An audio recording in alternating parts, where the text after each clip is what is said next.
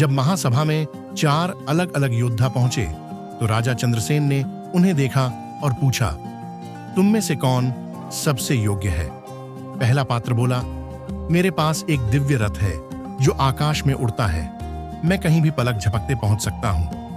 दूसरा पात्र बोला, मेरे पास ऐसा जलपात्र है जिसमें जो कुछ भी डालो वह अमृत बन जाता है, मैं मृत को भी जीवन दे सकता हूं। तीसरा पात्र बोला, मेरी तलवार हवा में चलती है, बिना छुए शत्रु का संहार कर सकती है।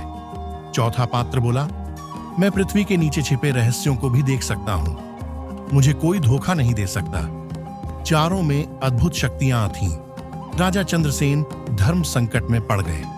तभी वहां अशुभासुर नामक एक मायावी राक्षस प्रकट हुआ और बोला, बताओ राजा, राजकुमारी किसकी होगी?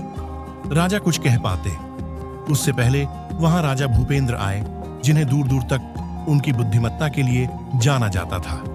राजा भूपेंद्र बोले, जो रथ उड़ाता है वह श्रेष्ठ वाहन चालक है, जो अमृत बनाता है वह जीवन रक्षक है, जो तलवार चलाता है वह योद्धा है, लेकिन जो सत्य को देखता है वह दृष्टा है और वही सत्य का मार्गदर्शन कर सकता है।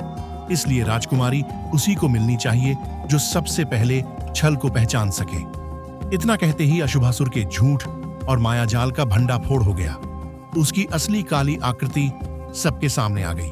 राजा भूपेंद्र ने आश्य वरुण द्वारा दी गई अग्नि रेखा से उसे घेर दिया। अशुभासुर उसी पल जलकर राख हो गया।